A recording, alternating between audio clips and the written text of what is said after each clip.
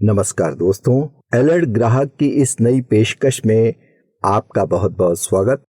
दोस्तों, अलर्ट ग्राहक एक मुहिम है, एक कोशिश है आम आदमी को सशक्त करने की। It is a campaign to empower common man.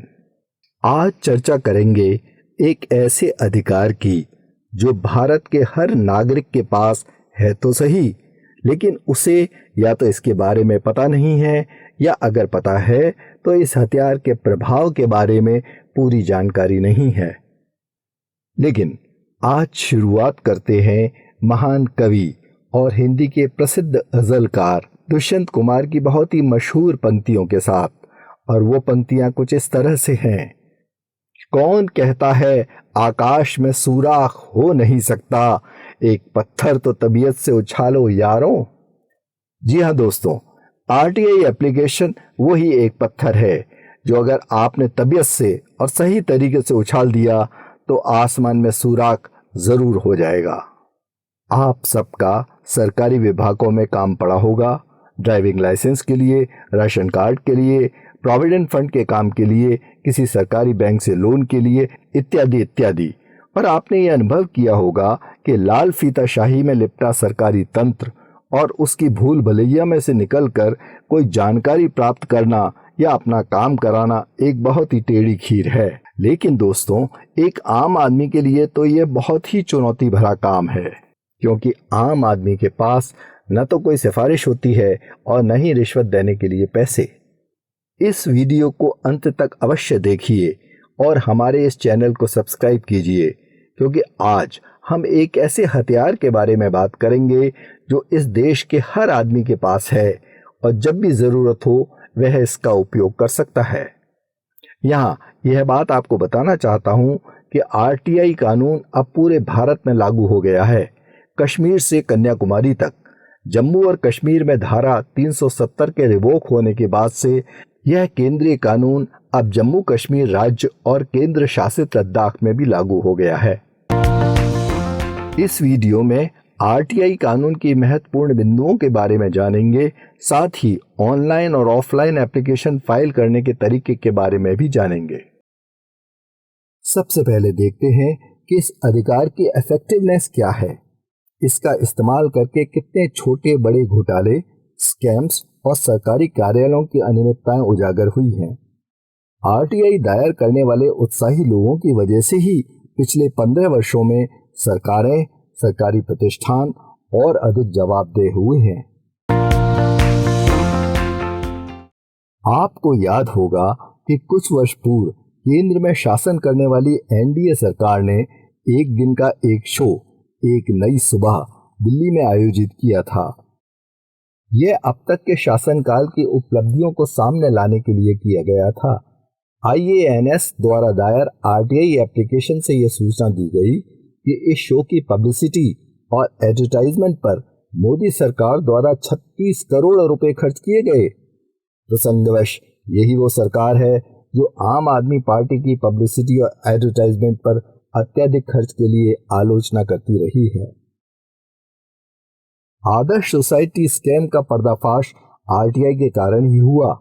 Mumbai में एक 6 मंजिला इमारत कारगिल युद्ध में वीर गति को प्राप्त वीरों की विधवाओं के लिए बनाई जानी थी, लेकिन यह आदर्श हाउसिंग सोसाइटी में बदल गई और वहां एक 31 मंजिला शानदार बिल्डिंग बन गई, जिसमें राजनेता, बड़े सरकारी अधिकारी और सीनियर आर्मी ऑफिसर्स को फ्लैट्स मिल गए। इस मामले को उजागर करने में आरटीआई एक्टिविस्ट सिमरप्रीत सिंह और योगा आचार्य आनंद जी की बहुत बड़ी भूमिका रही। इस घोटाले के चलते ही महाराष्ट्र के तत्कालीन मुख्यमंत्री अशोक चव्हाण को इस्तीफा देना पड़ा था। 2G स्कैम, इसको कौन कोई भूल सकता है।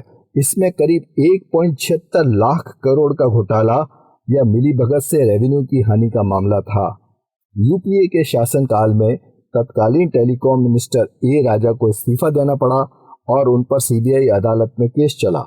यह मामला भी आरटीआई एक्टिविस्ट सुभाष चंद्र अग्रवाल द्वारा दायर आरटीआई एप्लीकेशन के कारण ही उजागर हुआ था।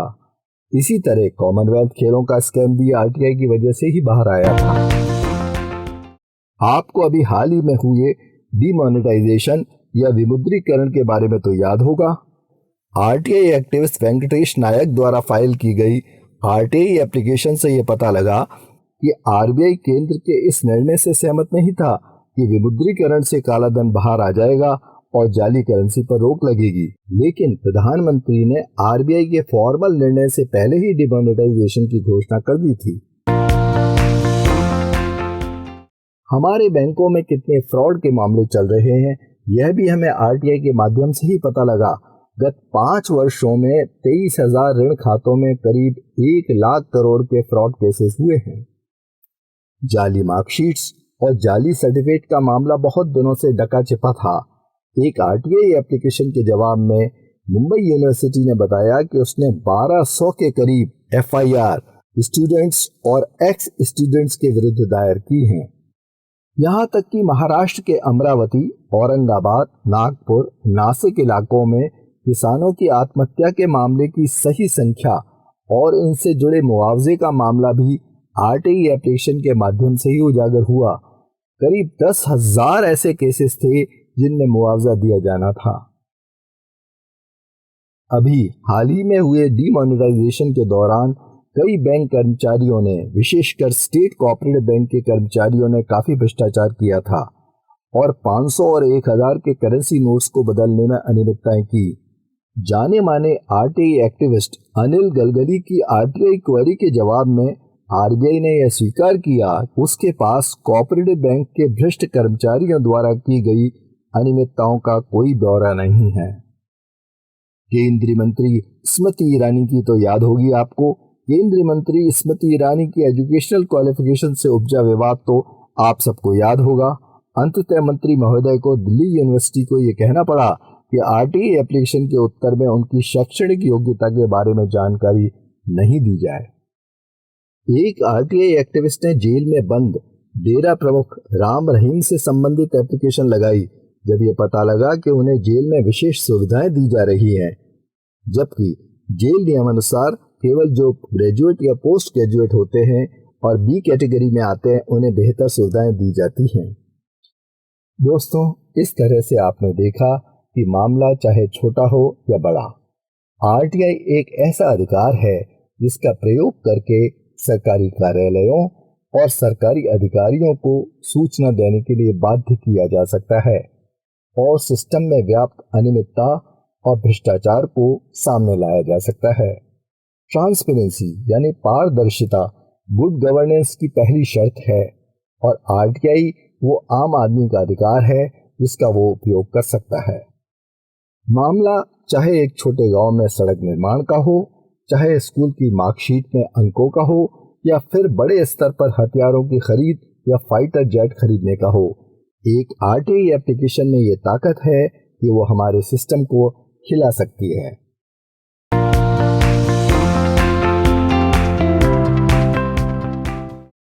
आइए स्टेप बाय स्टेप अब देखते हैं कि आरटीआई एप्लीकेशन लगाने की क्या प्रक्रिया है। What type of information one can ask for, यानी कि किस तरह की जानकारी या सूचना हम मांग सकते हैं। नागरिक किसी भी प्रकार की सूचना की मांग कर सकता है जो किसी भी रूप में हो सकती है, जैसे कि records, documents, circulars, contracts, reports, papers, emails, memos, चाहे वो प्रिंट फॉर्म में हो या इलेक्ट्रॉनिक फॉर्म में। यहाँ तक कि सरकारी कार्यालय में जो नोटशीट होती है वह भी हम मांग सकते हैं। केवल राष्ट्रीय सुरक्षा और गुप्तचर एजेंसी से संबंधित सूचना नहीं दी जा सकती है, लेकिन इसकी चर्चा हम बाद में करेंगे। यहां तक कि इन रिकॉर्ड्स को कोई भी नागरिक फिजिकली इंस्पेक्ट भी कर सकता है। Who can ask for information, यह सूचना कौन मांग सकता है? कोई भी भारत का नागरिक सूचना मांग सकता है, रिकॉर्ड्स को देख सकता है और किसी रोड या बने हुए पुल का कोई सैंपल लेकर उसकी जांच करवा सकता है। फॉर हुम टू आस्क द इंफॉर्मेशन, ये सूचना या जानकारी कहां से मांगी जाएगी और किससे मांगी जाएगी? सभी केंद्र, राज्य सरकार और केंद्र शासित प्रदेश के सरकारी कार्यालयों में, पब्लिक सेक्टर अंडरटेकिंग्स, नेशनलाइज और पब्लिक सेक्टर बैंक्स आदि में एक पूरा ढांचा बना हुआ है। इन कार्यालयों में एक PIO यानी पब्लिक इंफॉर्मेशन ऑफिसर होता है, जिसके पास RTI की एप्लीकेशन सबमिट करनी होती है। केंद्र सरकार के कार्यालयों में इस अधिकारी को CPIO कहते हैं और राज्य सरकार के कार्यालयों में SPIO कहते हैं। इस अधिकारी की ये जिम्मेवारी होती है कि किसी भी एप्लीकेशन में मांगी गई सूचना निर्धारित अवधि यानी 30 दिन में वो आवेदक को उपलब्ध कराए। विभिन्न लेवल्स पर समय सीमा के बारे में हम आगे भी चर्चा करेंगे। आप हमारे इस वीडियो को अंत तक अवश्य देखिए। Is there any format for submission of application? क्या कोई प्रारूप है एप्लीकेशन सबमिट करने के लिए? एप्लीकेशन एक सिंपल प्लेन पेपर पर लिखी जा सकती है, लेकिन इस बात का ख्याल रखें कि एप्लीकेशन में आपकी सभी कॉन्टैक्ट डिटेल्स दी गई हों, जैसे नाम, पूरा पता, टेलीफोन और मोबाइल नंबर आदि। यदि आप स्वयं एप्लीकेशन सबमिट करने PIO के पास जा रहे हों तो वो आपकी थोड़ी बहुत सहायता कर सकते हैं, लेकिन बहुत अधिक नहीं। Are we required to give reason for seeking information under the RTI Act? क्या हमें इस बात का कारण बताना पड़ेगा कि हम ये इंफॉर्मेशन या सूचना क्यों मांग रहे हैं? नहीं, आपको सूचना मांगने के लिए किसी भी प्रकार का कोई कारण बताने की आवश्यकता नहीं है। यह भी ध्यान रहे कि एप्लीकेशन में जो इंफॉर्मेशन आप द्वारा चाही गई हो वह बात टू द पॉइंट हो। कोई लंबी चौड़ी कहानी लिखने की या भूमिका बनाने की ज़रूरत नहीं है। एक एप्लीकेशन में मांगी गई सूचना अगर एक ही मुद्दे से संबंधित हो तो ज़्यादा अच्छा है, वरना PIO उलझ जाएगा और इंफॉर्मेशन न देने का कोई ना कोई बहाना बना देगा या गली निकाल देगा। Is there a fee to file an application? क्या एप्लीकेशन फाइल करने के लिए कोई चार्जेस या फीस है? एप्लीकेशन दायर करने के लिए बहुत ही मामूली फीस देनी होती है। शुरुआत में 10 रुपए की फीस देनी होती है, जिसे demand draft, bankers cheque, postal order या नकद भी जमा करवाया जा सकता है। अब चूंकि ऑफलाइन और ऑनलाइन मोड में ये एप्लीकेशन सबमिट की जा सकती है, तो जो ऑनलाइन एप्लीकेशन फाइल कर रहे हैं वे अन्य ऑनलाइन भुगतान के तरीके जैसे डेबिट कार्ड, क्रेडिट कार्ड आदि से भी भुगतान कर सकते हैं। यह ध्यान रहे कि BPL श्रेणी के आवेदकों के लिए कोई फीस नहीं है, यानी उन्हें 10 रुपए भी नहीं जमा कराने हैं। यदि आपके द्वारा चाही गई सूचना में रिकॉर्ड्स के फोटोकॉपी आदि का कोई खर्च होता है तो PIO आपसे वो राशि जमा करवाने के लिए कह सकता है, लेकिन उसकी राशि भी 2 रुपए प्रति कॉपी तय है।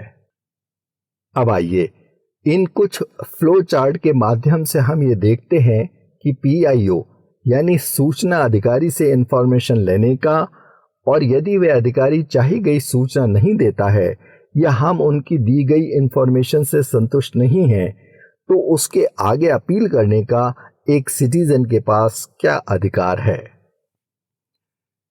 सबसे पहले तो मैं ये बताना चाहूंगा कि RTI के अंतर्गत इंफॉर्मेशन प्राप्त करने का अधिकार केवल भारत के नागरिक यानी सिटीजन को है। कोई NRI या विदेशी नागरिक इस एक्ट के अंतर्गत सूचना के लिए आवेदन नहीं कर सकता है। प्रथम चरण में तो आवेदक अपनी एप्लीकेशन सरकारी विभाग के PIO को देगा, चाहे तो वो व्यक्तिगत रूप से दे सकता है, चाहे डाक से भेज सकता है, और अब तो ऑनलाइन भी सबमिट कर सकता है। ऑनलाइन एप्लीकेशन सबमिट करने के प्रोसीजर के बारे में हमारा अलग से वीडियो देखिए। PIO को मांगी गई सूचना 30 दिन के अंदर आवेदक को देनी होगी। यदि चाही गई सूचना किसी की लाइफ या लिबर्टी से संबंधित है तो यह समय सीमा केवल मात्र 48 घंटे है। हाँ, अगर मांगे गए रिकॉर्ड्स आदि की कॉपी कराने की कोई कॉस्ट है तो वो PIO आवेदक को सूचित कर सकता है और यह अवधि इस 30 दिन की समय सीमा में काउंट नहीं होगी।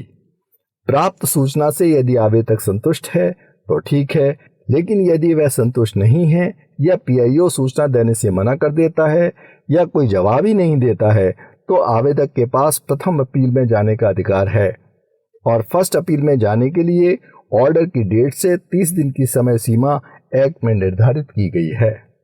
अब हम फर्स्ट अपीलेट अथॉरिटी के यहाँ का प्रोसेस देखते हैं। फर्स्ट अपील अधिकारी सामान्यतया उस विभाग का ही कोई वरिष्ठ अधिकारी होता है। फर्स्ट अपील में आवेदक और PIO दोनों का पक्ष सुना जाएगा और उसके बाद अपीलेट अथॉरिटी एक ऑर्डर पास करेगा। जो आवेदक को भेजा जाएगा। फर्स्ट अपील में मामले के निपटान के लिए भी समय सीमा नियत है और वह है 30 दिन। लेकिन अपीलेट अथॉरिटी यदि 45 दिन लेते हैं तो उन्हें इसका कारण रिकॉर्ड पर लाना होगा। यदि फर्स्ट अपीलेट अथॉरिटी के निर्णय से आवेदक संतुष्ट है तो ठीक है, अन्यथा उसको सेकंड अपील में जाने का भी विकल्प है और सेकंड अपील में जाने के लिए समय सीमा है 90 दिन यानी 90 डेज। सेकंड अपीलेट अथॉरिटी है राज्यों में राज्य सूचना आयोग और केंद्र में सेंट्रल इंफॉर्मेशन कमीशन या केंद्रीय सूचना आयोग। अब हम सेकंड अपीलेट अथॉरिटी के यहाँ का प्रोसेस देखते हैं। आवेदक सेकंड अपील में सूचना आयोग के यहाँ जा सकता है, लेकिन सेकंड अपील के निपटान के लिए कोई समय सीमा निर्धारित नहीं है। सेकंड अपीलेट अथॉरिटी पीआईओ या फर्स्ट अपीलेट अथॉरिटी का पक्ष भी सुनेगा और वह चाहे तो उन पर टिप्पणी भी कर सकता है और पीआईओ पर देरी करने के लिए पेनल्टी भी लगा सकता है। यदि आवेदक सेकंड अपीलेट अथॉरिटी के निर्णय से भी संतुष्ट नहीं है तो उच्च न्यायालय और फिर सुप्रीम कोर्ट को अप्रोच करने का ऑप्शन है। इस तरह से हमने देखा कि सूचना का अधिकार एक न्यूनतम फीस में सरकारी विभागों में अपने कार्य के लिए या किसी अन्य वजह से जानकारी प्राप्त करने का सबसे सशक्त माध्यम है। विभाग चाहे कोई भी हो, जैसे केंद्र और राज्य सरकार के सभी कार्यालय, सभी सार्वजनिक क्षेत्र की कंपनियां, सभी सार्वजनिक क्षेत्र के बैंक, म्यूनिसिपल कॉरपोरेशन, नगर निगम, केंद्र और राज्य के सभी मंत्रालय, judiciary, government universities, government schools, colleges, PWD, provident fund, ESI, passport office, RTO, police etcetera. Online RTI application file करने के लिए हमारा अलग से बनाया हुआ वीडियो देखिएगा, जिसमें स्टेप वाइज एक्सप्लेन किया गया है। आपका बहुत बहुत धन्यवाद और आभार। आपको यदि यह वीडियो पसंद आया हो तो इसे लाइक और शेयर कीजिएगा और हमारे अलर्ट ग्राहक चैनल को सब्सक्राइब कीजिए।